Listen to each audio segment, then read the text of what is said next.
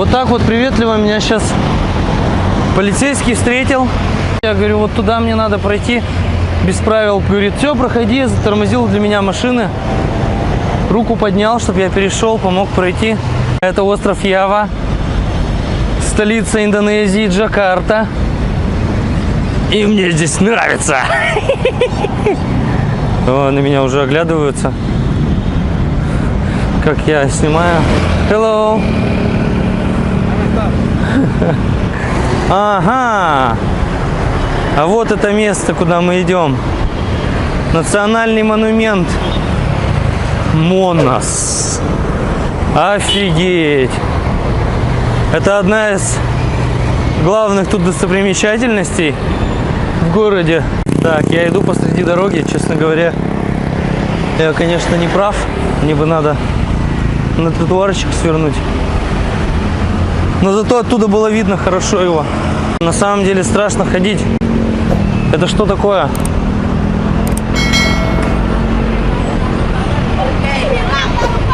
Мне сказали, что здесь опасно, блин. Это что, демонстрация? Это и есть, может, демонстрация? Что-то я не понял.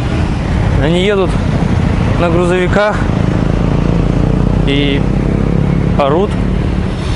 Мне все индонезийцы написали, с кем я общался, что здесь опасно гулять. О, вот я и дошел до сюда. О, вот он какой. С этой стороны по-другому. Национальный монумент Монас. В самом сердце Джакарты есть огромная площадь Свободы, Медан Мердека. В центре площади расположена главная достопримечательность города – 132-метровая башня Монас. Изначально я представлял себе эту достопримечательность гораздо меньших размеров. Но оказалось, что это если не самая большая, то одна из самых больших площадей в мире. А по значимости в Джакарте сравнима с Красной площадью в Москве. По периметру площади расположены президентский дворец, здания государственных ведомств и главные достопримечательности города.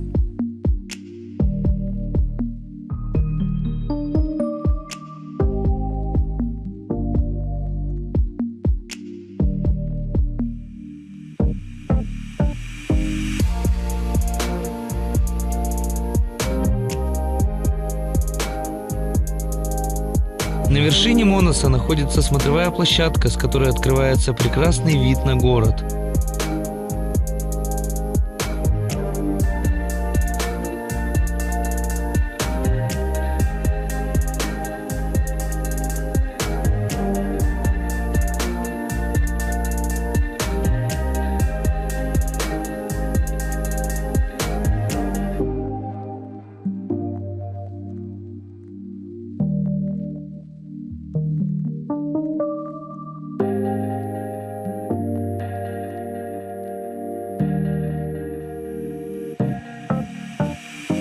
Монумент призван напоминать людям о тех годах, когда велась борьба за независимость Индонезии после Второй мировой войны.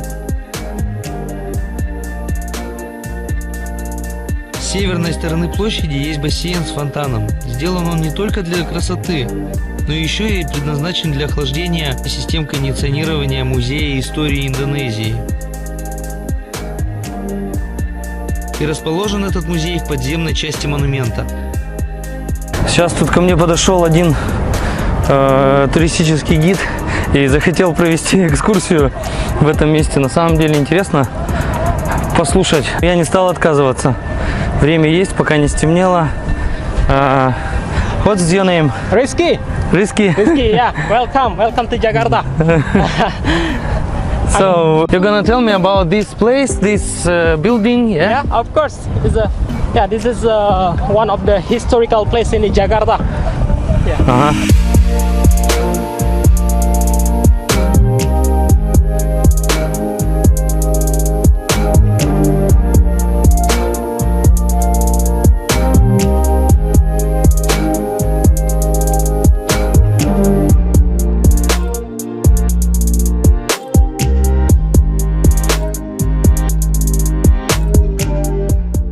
В Музее истории множество диорам, отображающих основные исторические события Индонезии.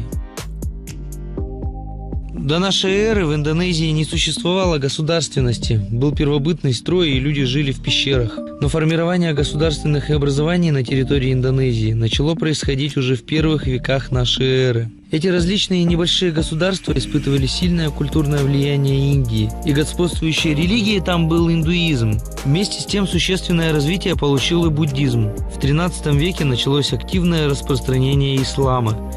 И к концу XVI века ислам стал господствующей религией на большей части территории Индонезии, хотя во многих регионах сохранялись буддизм, индуизм и традиционные местные верования. Все они бесконфликтно сосуществовали с мусульманами.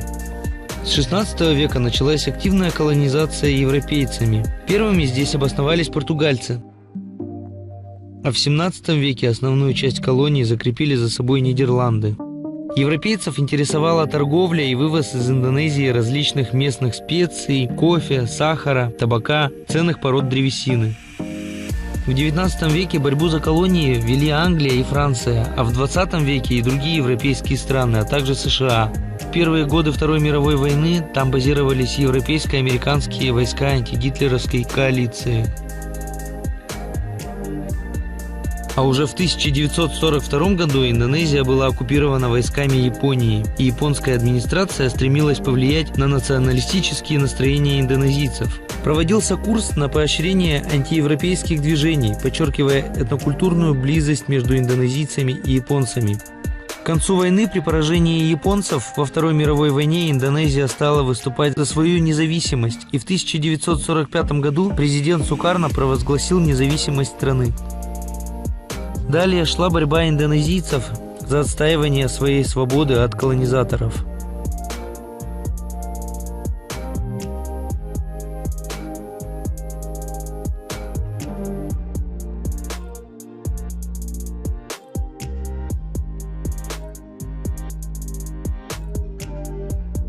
В 1961 году при президенте Сукарно началось строительство монумента Монас на главной площади страны, а официальное открытие было только лишь в 1975. А в 90-е годы была еще реставрация, но первоначальный вид так и был сохранен и по сей день.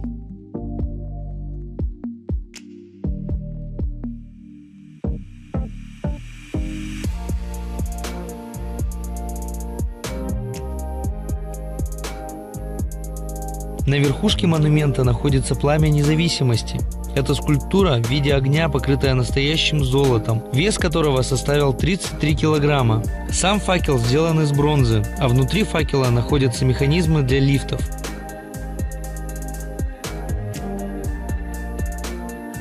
Это столица Индонезии Джакарта и его главная достопримечательность Монас в самом центре столицы. Я был здесь и всем советую.